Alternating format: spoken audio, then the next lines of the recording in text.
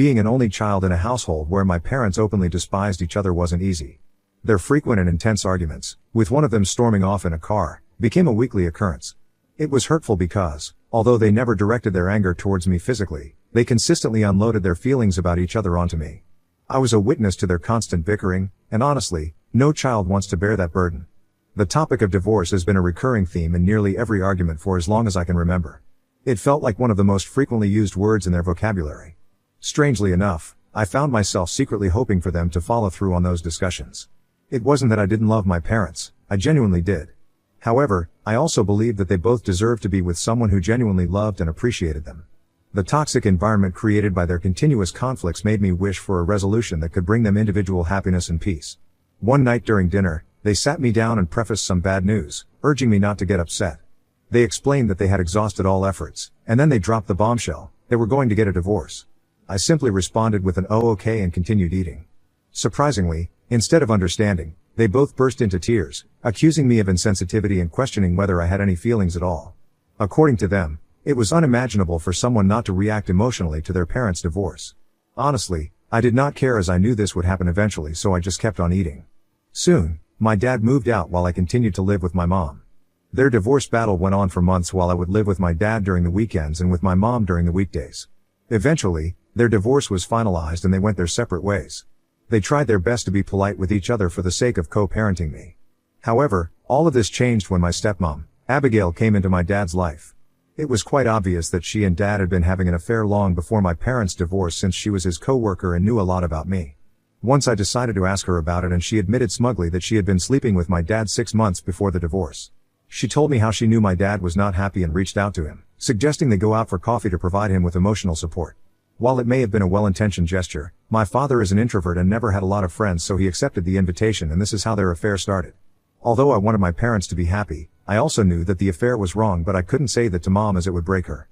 I loved spending time with my dad during the weekends. However, things took a turn when he started going out during the weekends to spend time with Abigail and would leave with a babysitter till around 10 to 11 p.m. I would wait for him to come back because we had a tradition of him tucking me in, especially since I was still a child at that time. He would come home drunk and give excuses about how he was stuck at work, which we both knew was a lie. Sometimes, he would sneak Abigail into the house as well when he thought I was sleeping. It was a bit weird for me, but I learned to accept it. Abigail eventually moved in after a year, and the first thing she did was remove all photos of me and dad from his living room. This move struck me as odd. She told my dad how the living room should have pictures of nature and stuff rather than family. She also changed my bedroom while I was not there. When I came back one weekend, she had turned everything in my room into a beige and neutral color. I was furious and made it clear to her that this was my space and I was my dad's daughter, but she told me how she hated how ugly and childish my room looked, so she had changed it. When I cried and told my dad, he and Abigail had a fight. She screamed that I should just stay with my mother if I had so many issues, and that she and dad should start a new life together without me throwing a tantrum about it. I remember knowing then and there that she was going to hate me forever, and she did. One weekend when my mother was dropping me off at my dad's place, he informed us that he and Abigail had gotten married that week. It was apparently a last-minute decision. We were shocked to hear that, since Abigail had never even bothered to talk to my mother or even acknowledged her presence, but now she was a part of our family. Nevertheless, my mother congratulated my dad. That night, my dad had organized a dinner party for his friends to celebrate his wedding. During this party, I heard Abigail, who was quite drunk at this point, telling her friends about how she hated that my dad had a daughter and wished that their affair had come to light during my parents' divorce so that my mother would have primary custody and I would not ever come to visit my dad at all. This broke my heart, since I had no idea what I had done for her to hate me so much. A few months later, my father told me how he had accepted a new position at a job that was 2 hours away from my mother's place.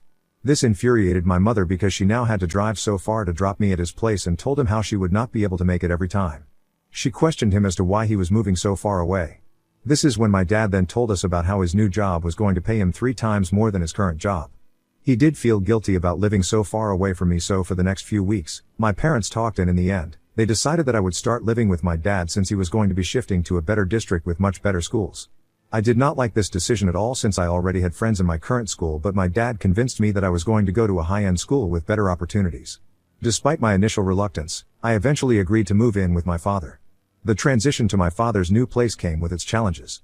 The distance between my parents' homes made it harder for my mother to visit me, but they both thought this was the best decision for my future since I was joining a superior school.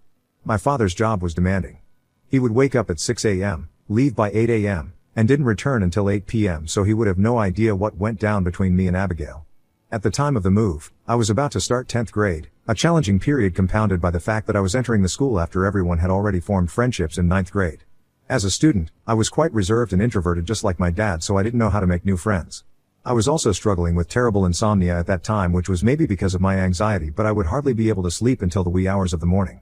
This would lead to occasional missed bus rides, and unfortunately, Abigail was always unwilling to drive me to school.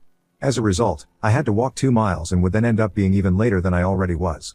While it was true that missing the bus was completely my own fault, I still wished she would have had some compassion for me when I was clearly struggling. She would also refuse to cook for me except for dinners when she knew my dad would be home, and then she could act like a good person in front of him.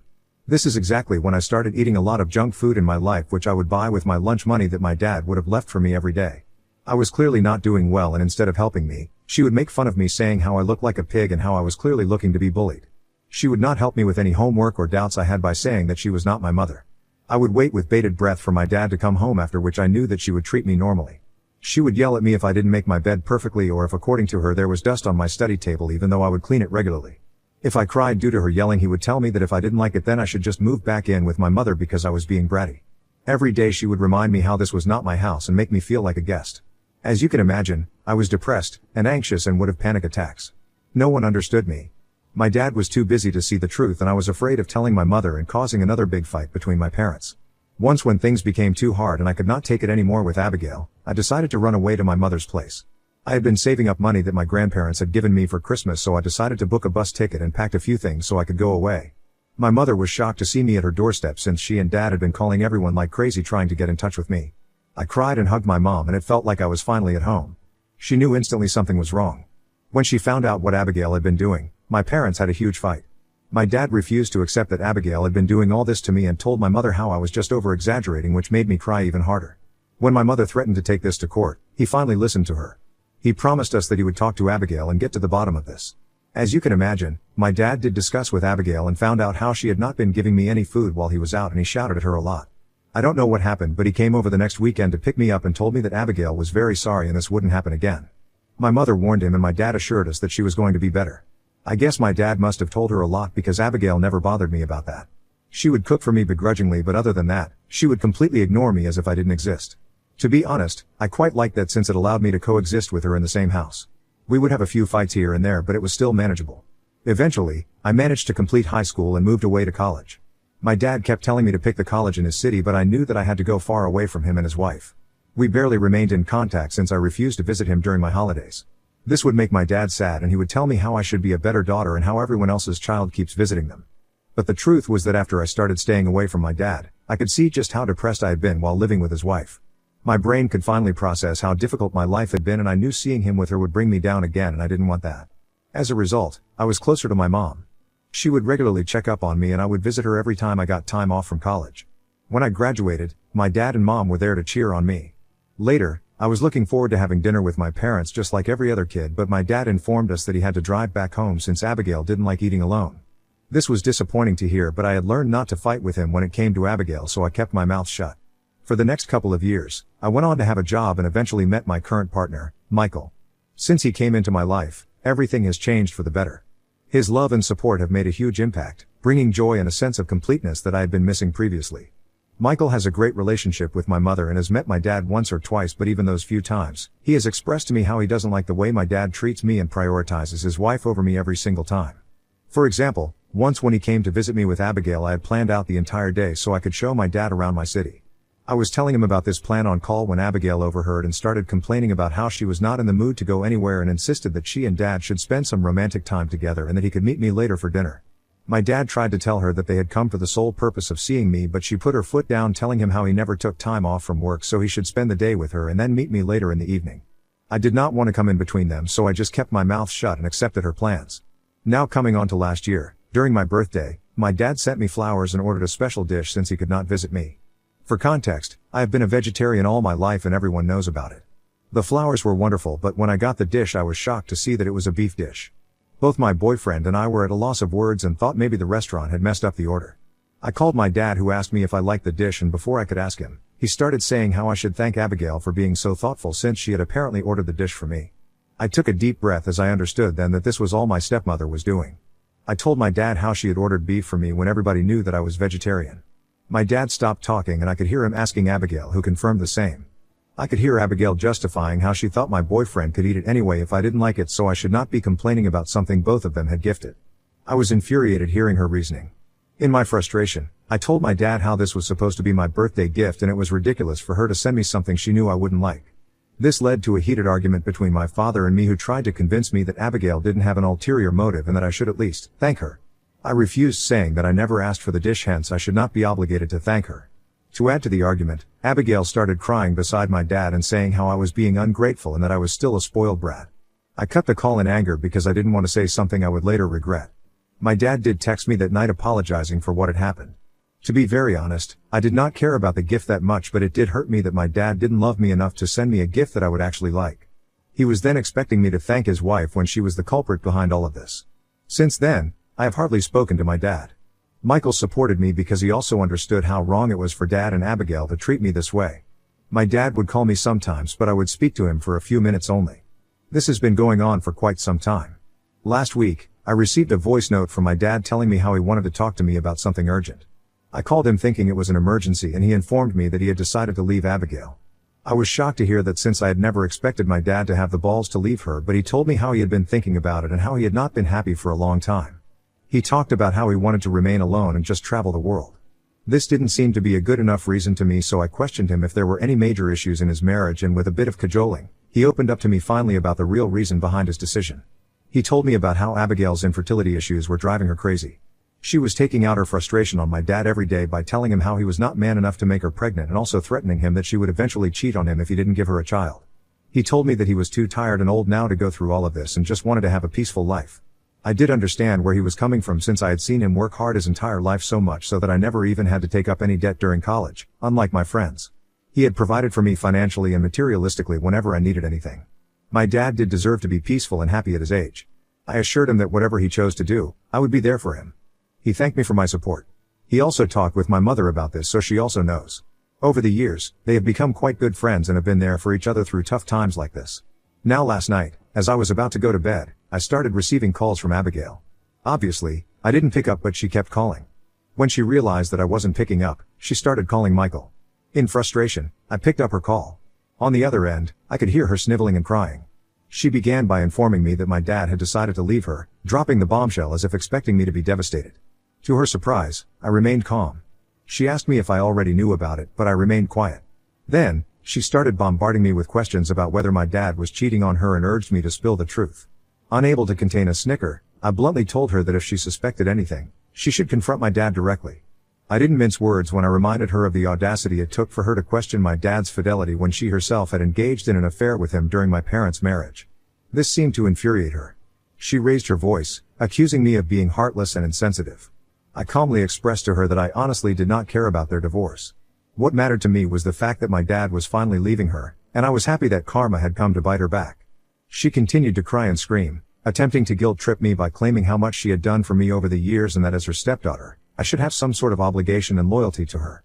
She insisted that the least I could do was talk to my dad and offer tips to salvage their relationship. In response, I let her know that their relationship was none of my business, and I had no intention of meddling or advising anything. I told her that she had done absolutely nothing for me, except give me trauma, depression, and anxiety, hence she should not expect my loyalty. I told her that I was glad that she was finally going to be out of my dad's life as well as all of ours. Since then, my stepmother has been sending me nasty messages saying how I was a bad daughter for not trying to save my dad's second marriage and how I could reason with him. This is absolutely ridiculous, since I have honestly nothing to do with his decision. Although, I can talk to my dad, but I feel like he is making the right decision by leaving her. She is insufferable, but I might be biased also. Hence I am on Reddit Ida for not helping my stepmother. Update 1. Firstly, I want to express my gratitude for the overwhelming support, comments, and private messages I have received since sharing my story. It's truly heartening to know that there are compassionate strangers out there willing to offer me their perspectives and guidance on this matter. Now, to address some developments since my initial post. I have had conversations with both Michael and my mother about the situation with Abigail. It turns out, they share a common sentiment that my decision not to intervene in my dad's impending divorce is the right one. Michael, especially, has been a pillar of support throughout this ordeal.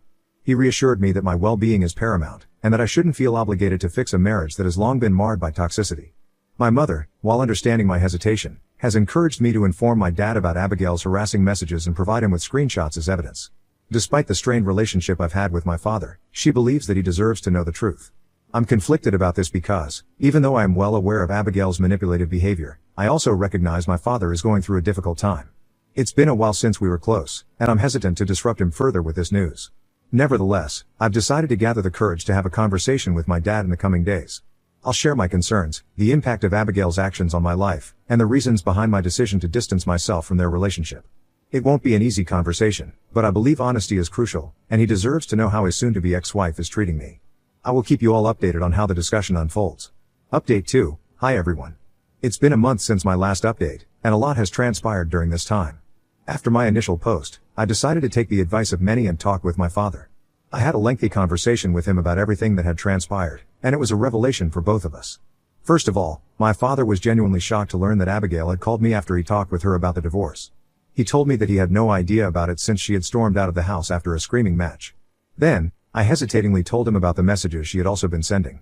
He was appalled and angered by her actions, particularly the vile and nasty things she had been saying to me. He insisted that I immediately send him all the screenshots, stating that he would forward them to his lawyer as it might come in handy during the divorce, and told me that he would be talking to her about it. He assured me that this won't happen again. Then, he opened up to me about the real reasons behind Abigail's desperate attempts to salvage her relationship. It turns out that when they got married, they had signed a prenuptial agreement. My dad had learned his lesson from his divorce with my mother, so he didn't want to go through all that again. Hence, in the event of their divorce, she would be entitled to nothing, which explains her resentment and anger. This is why Abigail was hoping that by manipulating me, she could somehow influence my father to reconsider the divorce, saving her from financial loss. I had no prior knowledge of this prenup, and I expressed my approval of his decision to protect his assets. He then told me how her entire family had been calling and abusing my dad for the past couple of days by telling him that he should pay Abigail half of his assets even though they had originally signed a prenup, since she had stuck by him all these years and deserved monetary compensation. I told my dad that I hoped he would do no such thing, since Abigail could have continued to work and earn money for herself, but she chose to leave her job immediately and stay at home the whole day for all these years. My dad assured me that he wasn't going to be influenced by them and that the prenup was ironclad anyway. We continued talking, and my dad disclosed that he had moved out of their shared place because he couldn't endure Abigail's screaming matches any longer. He was currently living in a motel, trying to find some solace away from the toxic environment. He did ask me about Michael and my work. Overall, my dad seemed to be doing okay, considering the circumstances. It was a relief to see that he was taking steps to free himself from an unhealthy and unhappy marriage. Update 3. Hey everyone, it's been quite a ride since my last update, and I have to share a major revelation that has honestly left everyone shocked. My dad recently found out that Abigail has been cheating on him for the past year. Yep, you read that right. Turns out, she's been having a little rendezvous with one of her friend's husbands. Classic, right? I swear, sometimes reality is stranger than fiction. Apparently, Abigail would use the guise of going out for girls' night to secretly meet up with this guy. It all came crashing down when her friend stumbled upon their chats, where Abigail was practically forcing the poor guy to leave his wife so they could ride off into the sunset together. The friend, rightfully furious, confronted her husband about the whole mess, and he spilled the beans on the affair. The friend then drove straight to Abigail to confront her about all this. Abigail, true to her character, obviously refused to accept her mistake and instead blamed the friend for her husband cheating on her. In anger, the friend decided to reach out to my dad since she already knew they were getting a divorce. The friend informed my dad about everything and even told him how she was leaving her husband after this. When my dad dropped this bomb on me, I have to admit I was shocked, but, in a weird way, not entirely surprised. Abigail has also reached out to my dad, attempting to justify her actions by blaming him and saying how her infertility issues had compelled her to do crazy things. My dad, though, does not care about her explanations and is having none of it. The divorce proceedings will continue as decided. Update 4. Hello wonderful people, it's been 6 months since my last update, and this time I am back with some positive news. My dad is finally a free man, living his life, and doing remarkably well. After the divorce was finalized, he kicked Abigail out of his home. We have all collectively blocked Abigail from our lives. No more drama, no more toxic messages, just pure, blissful peace. Honestly, it feels like a weight has been lifted, and the air is clear again. On the home front, things are surprisingly harmonious. I make it a point to regularly check up on both my parents. It turns out that a little distance from the chaos has allowed all of us to rebuild a healthier connection. Michael and I are taking our parents, my folks and his, to a retreat where we can all bond and create some beautiful memories together. We want to see how well our families gel. My parents are on board, and they're looking forward to this family retreat. On a more personal note, Michael and I are having serious conversations about marriage. It's an exciting prospect, and I can't help but feel a surge of joy at the thought of building a future together with him.